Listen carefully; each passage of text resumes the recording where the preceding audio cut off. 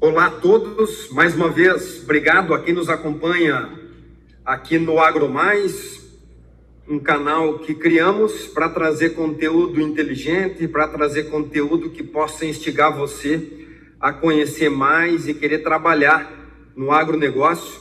Esse que é um setor extremamente importante para a nossa economia e vem crescendo cada vez mais. O que a gente tem percebido?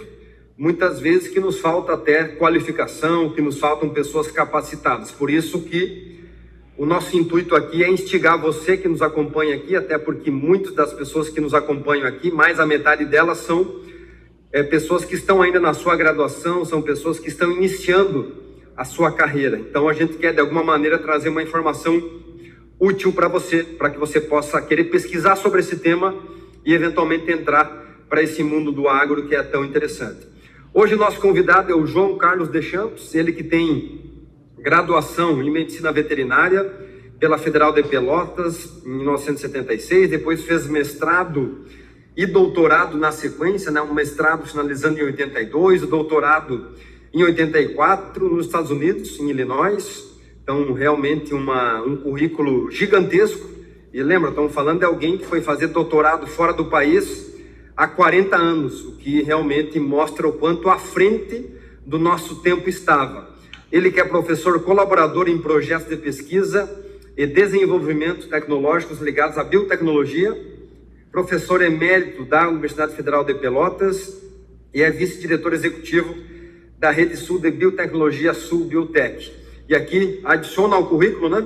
Nos últimos 3 ou 4 anos tem nos auxiliado na aviação agrícola dentro do Congresso Científico, avaliando os trabalhos do nosso Congresso Científico, além de ter sido diariamente, é um grande incentivador da inovação, da pesquisa, da melhoria, das conexões entre as pessoas no agronegócio e também fora dele, para que a gente possa desenvolver cada vez mais bons trabalhos, investir cada vez mais em pesquisa. Então, obrigado por aceitar o convite, né? O Deschamps, que chama assim já, né? Porque a gente conhece há mais tempo, já chama direto pelo sobrenome como ele é conhecido. Obrigado por estar com a gente, obrigado por seguir motivando cada vez mais a gente fazer a coisa certa. Então, seja muito bem-vindo e já vamos começar de imediato, né?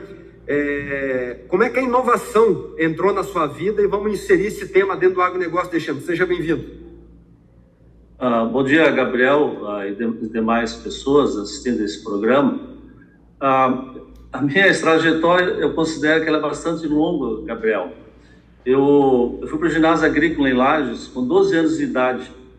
E naquela época, nós ajudávamos a fazer os canteiros experimentais que tinham os agrônomos do Ministério da Agricultura.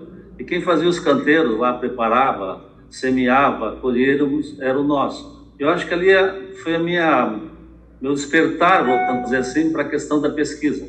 E depois eu, obviamente, né, toda a carreira agrícola que eu fui fazendo ao longo da minha trajetória, eu comecei na universidade depois como bolsista de iniciação científica, né, eu tinha um professor extraordinário que me ajudou muito, e a partir daí tive uma formação realmente científica. E logo em seguida eu fui para os Estados Unidos, depois ainda passei um período no Departamento de Agricultura, Estados Unidos, em 87, e nós começamos toda uma trajetória também na área de biotecnologia, aqui em Pelotas, em 1985. Nós fizemos um grande evento sobre o impacto da biotecnologia na agropecuária. Ninguém falava em biotecnologia na época, né? E aí nós começamos, então, essa área, criamos um pequeno centro aqui na universidade. Depois, no início da década de 90, nós criamos um curso de doutorado, mestrado e depois, em 2008, graduação. O nosso programa é um programa A7, nível CAPES, só tem 2 a nível do Brasil. E ao longo dessa trajetória, eu tive muita participação junto à iniciativa privada, que me deu um diferencial, né, de poder fazer esse link da academia com a iniciativa privada. E sempre estimulando essa questão, né, de inovação, recursos humanos, inovação aberta, né, e eu acho que isso deu um diferencial, né, nessa visão que a gente vai tendo, né, de um mercado mais global.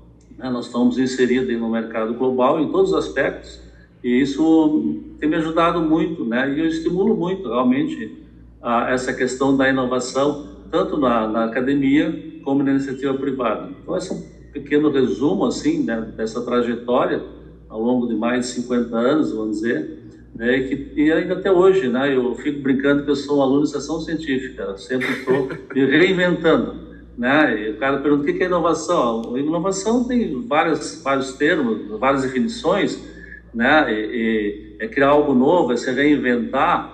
E até quando me convidasse, eu assisti o evento da semana passada do Ibrapac, né, sobre uma nova fórmula de interação, né, entre demanda e oferta. Então, os caras estão se reinventando, né, estão inovando. Então, é um termo muito amplo, né, mas eu que digo, a gente tem que sempre se reinventar. E eu acho que o SINDAC tem feito isso, né, tem acompanhado nos últimos anos esse trabalho de vocês aí, dinâmico, né, e realmente dá uma nova roupagem, vamos dizer assim, da entidade, né, interagindo em vários setores na realidade que ele interage. Então, é um pequeno resumo, assim, Gabriel, né, da pergunta que me fizesse.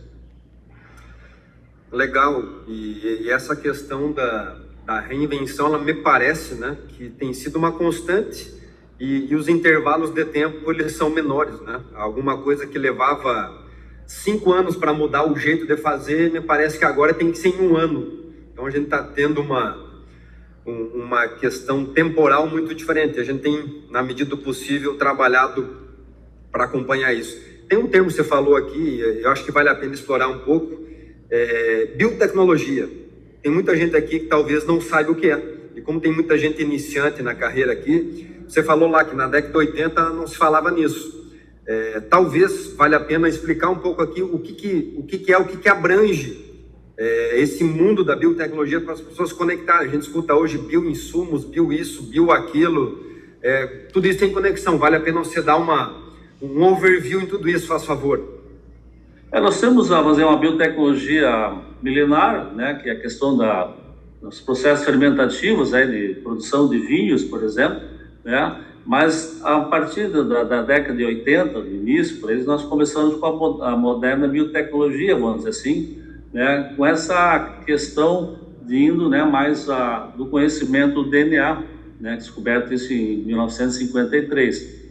Então, isso é um processo que foi ampliando, né? Então, nós chamamos a nova biotecnologia, que entra todo esse segmento da parte genômica, vamos dizer assim, né, que tu possa aproveitar também esses novos processos, né, de produção, né, que nós temos hoje, né, novas tecnologias, né, então tudo isso que abrange a parte, não é o bio tradicional, vamos dizer assim, né, hoje tem vários bioinsumos feitos pelos processos biotecnológicos, né, então por isso que as pessoas às vezes se confundem, né, então nessa visão um pouco mais ampla, né, se pegar a questão na Europa, eles dão muita ênfase também na questão agrícola da biotecnologia para aproveitamento da biomassa de celulose, por exemplo.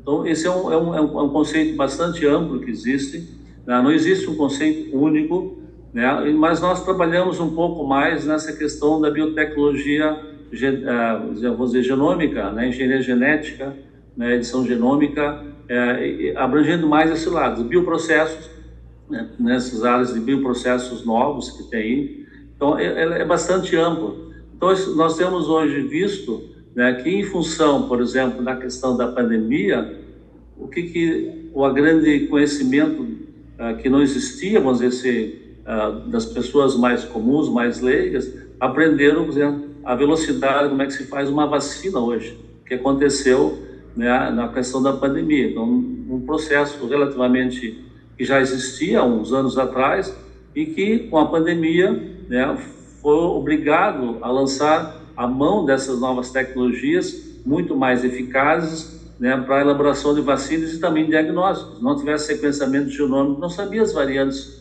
que hoje existem, né? Então, é todo um processo mais moderno, é um processo mais, vamos dizer, automatizado, os processos, né, são de novos equipamentos, né, e novas revoluções, né, como é a questão da edição genômica, né, que não é transgênico, né, tu ativa ou desativa um gene né, que existe em determinado organismo, que para mim é a grande revolução que começou a partir de 2013, né, que vai impactar muito a área agrícola, não só a parte de saúde humana, mas muito a parte agrícola pela velocidade, como colocaste antes, tu pode gerar uma nova variedade, né? Então isso vai ter um impacto, ou desenhar uma planta para novos ambientes, né? Porque no mundo hoje, tu pensar na parte agrícola, no macro, nós temos 3 grandes motes, que eu chamo na área de melhoramento, né, vegetal. São plantas que consomem pouca água, plantas que resistem a altas temperaturas e plantas de propósito, são plantas que são desenhadas para expressar algumas características nutricionais diferentes.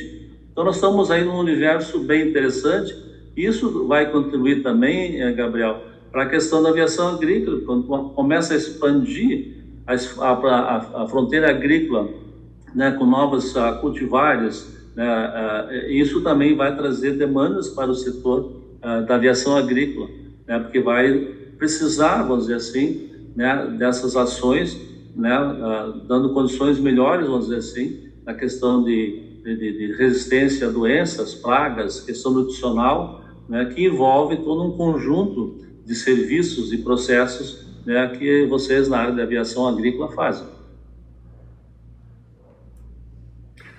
Obrigado. Eu fiz questão de pedir para você trazer um pouco desse contexto histórico, porque a gente precisa pensar em questões de médio e longo prazo, que são questões estruturantes, né? A gente está falando aqui de a virada de 2013, você acabou de falar, mas por aí se vão 10 anos já, que a gente começa a ter alguns sinais agora, como a gente teve alguns avanços da década de 70, 80, lá do período do Ministério da Agricultura, do Alisson Paulinelli, que nós estamos colhendo agora, 50 anos depois, os resultados. Sem dúvida, sem dúvida. Olhar, eu vim criar a Embrapa em 73.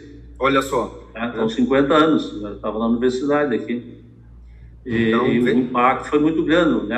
A grande sacada foi, né, a quantidade de pessoas que foram enviadas ao exterior para estudar, né? Que aí deu toda uma base para a estruturação dos programas de pesquisa na área agrícola, mas principalmente também nos programas de pós-graduação na área agrícola. Então foi uma contribuição muito grande nesse aspecto. Por isso que a gente precisa olhar para frente, ter estratégia assim que é para resolver problemas de imediatismo, sim, mas nós temos que olhar também médio e longo prazo, e essa é uma cultura que a gente tem pouco no nosso ambiente, talvez por isso que o Brasil patina tanto em algumas coisas, né? Porque a gente acaba não olhando em coisas estruturantes que vão resolver a nossa vida lá na frente. Então esse é um grande exercício, a gente sempre faz questão de chamar atenção quando vejo resultados como esse aqui. A gente está colhendo coisas, mas são coisas que alguém planejou lá atrás. E seguindo, né, entrando para vamos entrar para o mundo um pouco mais da inovação, depois nós vamos para a inovação aberta, mas como é que você faria uma avaliação geral hoje, né? Você que atua hoje também em várias frentes de inovação, tanto aí localmente, mas a gente fala localmente, mas hoje não tem mais nada local, né? Tudo acaba que é interconectado. Como é que você posiciona o Brasil hoje nessa questão da inovação, do agro, isso? Como é que o Brasil está nessa organização, nesse mundo hoje? Como é que você está vendo isso hoje no nosso país? Sem dúvida, Gabriel, a expansão, vamos dizer assim, da produtividade no Brasil foi fantástica nos últimos anos, né? Se vê a relação de área ocupada em relação à produtividade, ela é extraordinária. E tem ocorrido inúmeros avanços, mas nós estamos ainda patinando em algumas questões que eu acho que a gente tem condições de evoluir. Outro dia, por exemplo, eu vi um dado bem interessante, que das startups do agro, 1 em cada 3 já atuam no mercado internacional.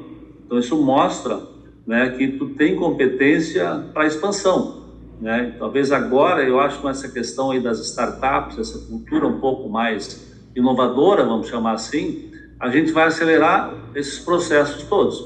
Eu vejo as empresas também, Gabriel, buscando parcerias, né, abrindo editais, né, para a questão de inovação aberta, como conversaste anteriormente, e nós temos muita informação que elas não são utilizadas, né? Nós temos muita informação que não são utilizadas, né? Outro dia eu estava fazendo um raciocínio, né? Onde é que estão os bancos de dados hoje, por exemplo? né? Hoje pega um grande banco de dados em escala maior nas colheitadeiras, né? E esse banco de dados, eles não são trabalhados ainda, né? Eles não são trabalhados, porque falta ainda um pouco essa integração e recursos humanos para fazer isso, né? Porque tu tem uma colheita realizada, tu finalizou o período agrícola, mas tu tem todo um processo de preparação do solo, né, do uso dos insumos, a questões meteorológicas associadas, enfim, toda a questão de proteção dos cultivos, tudo isso é atualizado e vai resultar, no final, em um produto, né? E essas informações hoje, elas não, na minha visão, raramente eu vejo a utilização ainda. Isso abre um espaço extraordinário, né, para várias coisas, né? Hoje, por exemplo, se tu pegar uma determinada cultura, né, como é que tu relaciona essa produtividade, né, todo esse processo que aconteceu durante esse período, né? E estás comentando anteriormente a questão da seca. Nós vamos ter que trabalhar para variedades adaptadas mais à seca do Rio Grande do Sul, não vai fugir disso. Por isso que essas questões que eu vejo, Gabriel, por exemplo, de edição genômica, que com 2, 3, 4 anos faz uma variedade hoje, ela vai impactar muito nisso aí.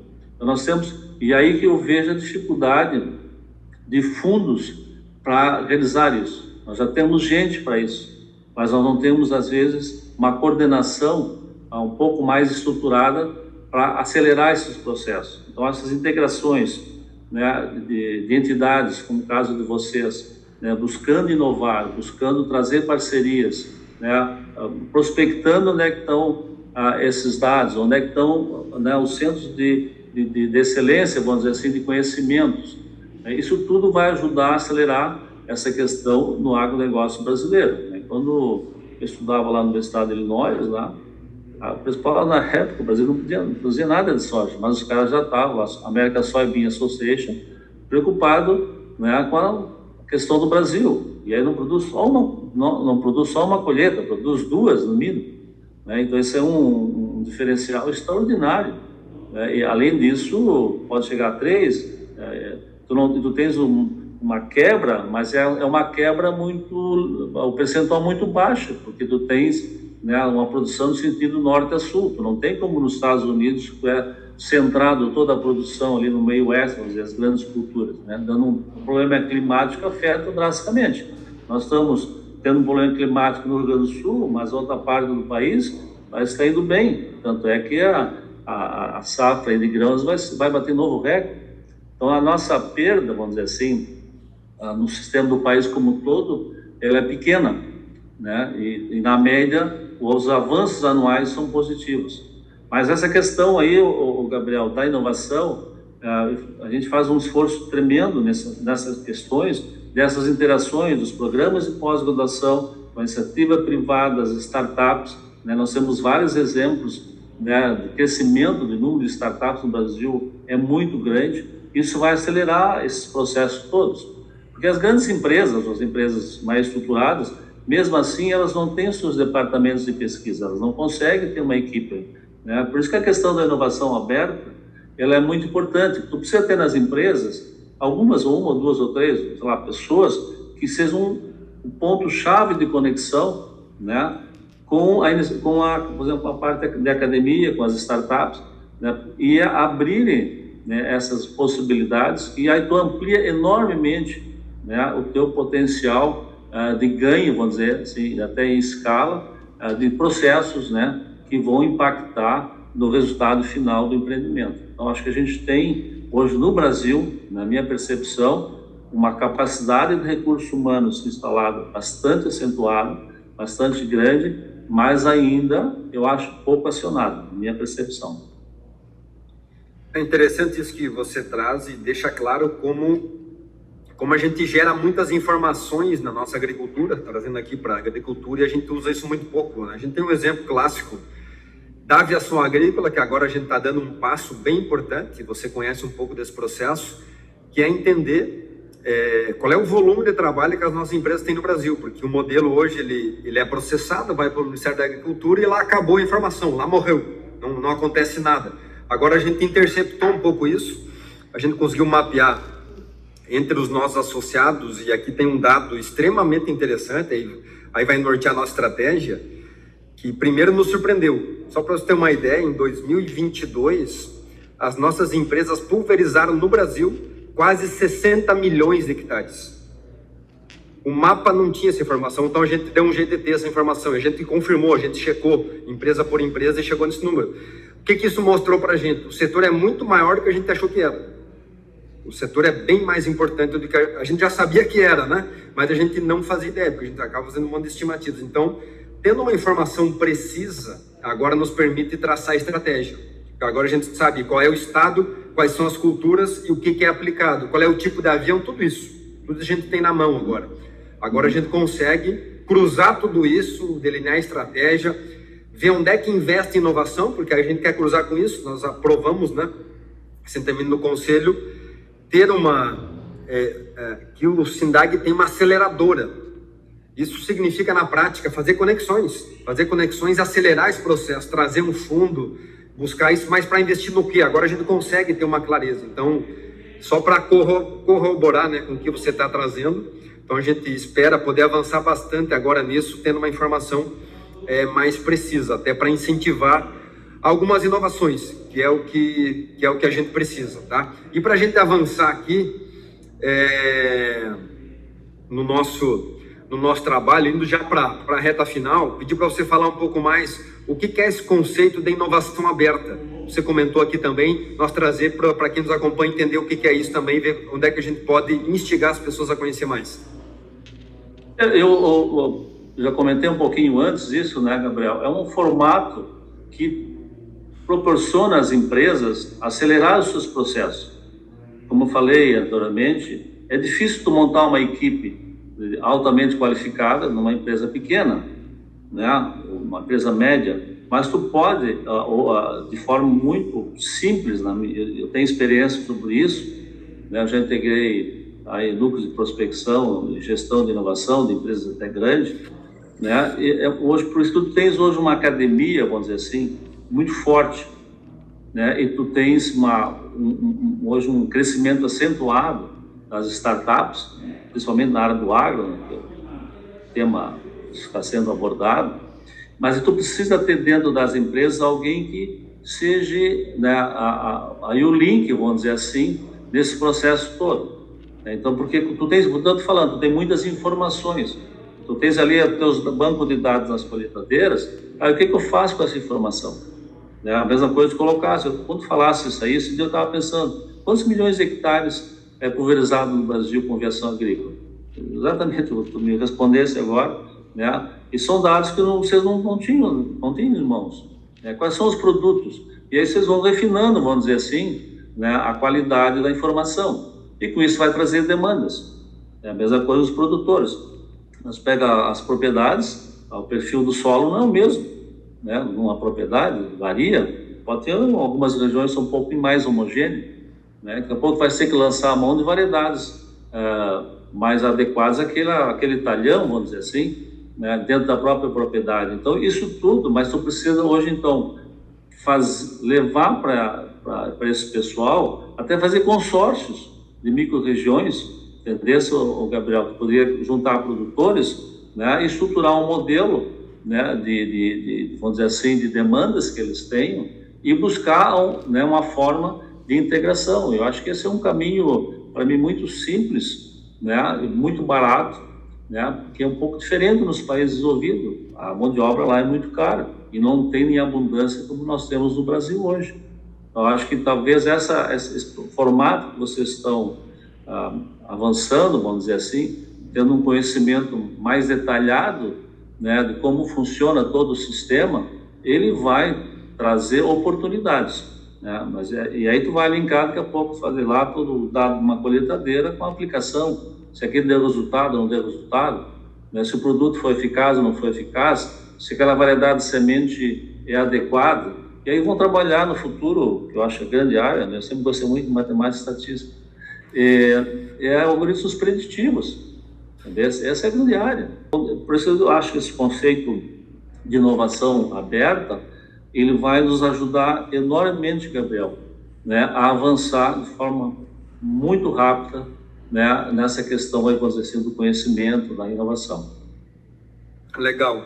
E para a gente caminhar para a nossa reta final aqui, eu vou fazer a última questão para você, aí a gente finaliza na sequência, para você trazer uma mensagem, uma fala sobre essa questão mais ampla da inovação, sobre esse mercado de trabalho que ele começa a ser aberto, na verdade já está sendo aberto, mas eu acho que deve abrir ainda mais, direcionando essa fala para quem está entrando no mercado de trabalho agora, para quem está aí no primeiro semestre da agronomia, na metade da faculdade, da veterinária, que são áreas aí que estão crescendo muito, a gente está vendo, as áreas estão crescendo muito, tem muita demanda no mercado.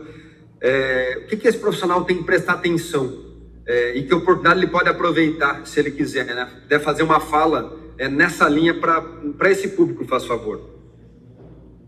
Eu penso, né, um pouco da minha experiência, né, tu tem que ter uma formação, né, um pouco diferenciada, né, e isso eu aprendi, né, como é que é gerada a informação e como é que tu busca a informação. Hoje buscar a informação ela está muito acessível, extremamente acessível, né, tu pega isso de uma forma global, então instantaneamente tu sabe que está sendo publicado no mundo inteiro. Agora, como é que tu vai utilizar essa informação dentro do teu sistema, vamos dizer, de produção, aí já muda um pouco. Então, tu tem que ter uma formação um pouco mais nessa questão de investigação, vamos dizer, né? Curiosidade, trabalhar com dados e, principalmente, ver um cenário global, né? Eu estudo muito, né, que estão indo os fundos de investimentos, né, nessa área de food tech, agritech, biotecnologia, que te dá a tendência. Então, isso tu tem que conhecer o cenário um pouco mais amplo, mais global e trazer para uma questão local. E muito dessas informações, uma vez eu aprendi, quando era muito jovem, fazer televisão na Coreia, em Manaus, em qualquer lugar, é a mesma televisão. Agora, a parte agrícola é local, né? Então tu tem que conhecer todas essas questões locais, do solo, do clima, assim, uma série de variáveis e que vão impactar na tua produção, na tua produtividade, no teu resultado. Então, o que eu sugiro muito, né, para esse pessoal, diversifique bastante também a sua formação, né, porque no fundo está tudo conectado. Então, tu traz conhecimentos de áreas, às vezes, que não tem nada a ver que tu acha que tem que ter lá com a parte agronômica, mas tem tudo a ver. Se tu não conhecer bolsa de valores, mercados, tudo isso está interligado. Numa tomada de decisão, olha, esse ano não vai, o arroz vai valer menos, por exemplo, né? Então vai valer mais, então eu vou tomar uma decisão de plantar mais ou menos, e assim vai. Então eu acho que essa questão do conhecimento é uma questão permanente, tu tem que estar sempre lendo, sempre estudando, participando de eventos. Agora vai ter mesmo a colheita do arroz aqui, vocês vão estar presentes, né? E você sente isso também no dia a dia, né? A presença nessas exposições ela é vital para relações, né? Para conhecimentos, para ver quem está produzindo, quais são os concorrentes, enfim. Então, essa visão que eu deixo mais para o jovem, eu gosto muito de trabalhar com jovens, né? O jovem está sempre naquela expectativa, naquela cara, né? De fazer coisas novas, né? E criar essas oportunidades. Então, eu acho que tem muitas oportunidades, né? E eu fico brincando assim, tu tem que ser a média, não só na média, tem que ser um desvio padrão acima da média. Então, porque tu tem que ser um pouquinho diferente, né? Na vida a gente tem que ser um pouco mais ousado, acreditar que é possível, que às vezes que se idealiza não dá certo, é um aprendizado para que no próximo dê certo, né? Então tem que ter persistência, né? Acreditar naquilo que faz, né? Ser dedicado, né? Estava vendo aí a palestra do outro dia ali do Oliveira, né? Foi muito interessante, né? Da transparência, né? Da credibilidade, né? Toda essa questão da integridade, vamos dizer, da pessoa, é fundamental também nesse aspecto todo. Então, eu acho que nós estamos num momento, às vezes, difícil, talvez algumas coisas, mas as oportunidades são muito boas, muito boas. Eu acho que tem que se diferenciar um pouco, né? Eu acho que sempre foi a minha filosofia, assim, né? Então, tem que ser um pouco mais diferente que a média, né? E aí tu vai conseguir ser bem-sucedido né? E não tenha, eu sempre não tenha medo de usar, eu sempre tenho que pensar grande ou pequeno dá mesmo trabalho, né? Então, eu acho que essa é uma visão de vida, né? Que a gente vai aprendendo no dia a dia, que eu acho que pode contribuir, né, para esse pessoal mais jovem, buscar essas oportunidades que, para mim, na minha visão, são muito boas no Brasil. Gostei dessa do desvio padrão, né? De que você tem que ser o desvio padrão, e para quem não entendeu, fica uma outra dica: é bom estudar estatística. A estatística faz bem, a estatística faz muito bem. Eu lembro quando estava na faculdade, né, eu fiz agronomia, o professor de estatística sempre falava: é bom entender de dados, de números, de informação, porque são dados que vão dominar o planeta. E é o que a gente está vendo hoje. Quem tem informação na mão e sabe trabalhar com ela de forma inteligente, está tomando a frente, né? Basta ver as economias mais desenvolvidas, são aquelas que têm mais informação e sabem tratar essa informação, né? Basicamente é um pouco disso.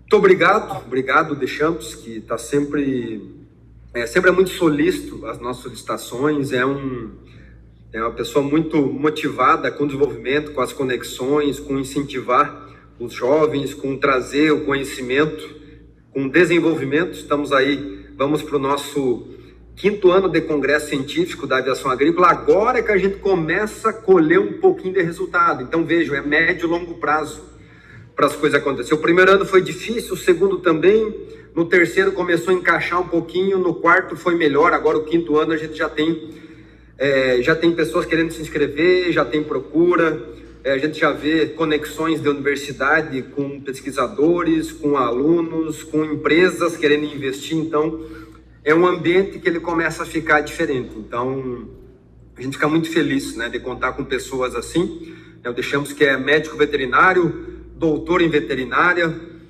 fiz doutorado fora do país também, então também traz uma visão muito diferente, e numa época que se viajava pouco, né, mais incentivado também, né, o Brasil vinha mudando muito e pegou toda essa, eu chamo de revolução, que a nossa agricultura teve nos últimos 50 anos, que é impressionante, né, quando a gente olha para os dados, para os números, a evolução no Brasil, e muito disso se deve a investimento em pesquisa. Na verdade, a grande maioria disso se envolve em investimento em pesquisa, os resultados que a gente tem. Então, muito obrigado, né, por estar com a gente. Vou devolver para você aí, para que você possa se despedir das pessoas que nos acompanham aqui. Bom, Gabriel, muito obrigado pela oportunidade, né, e coloco à disposição, né, de vocês ou a quem queira, assim, às vezes, né, dialogar dentro dessa visão, vamos dizer assim, na parte da inovação.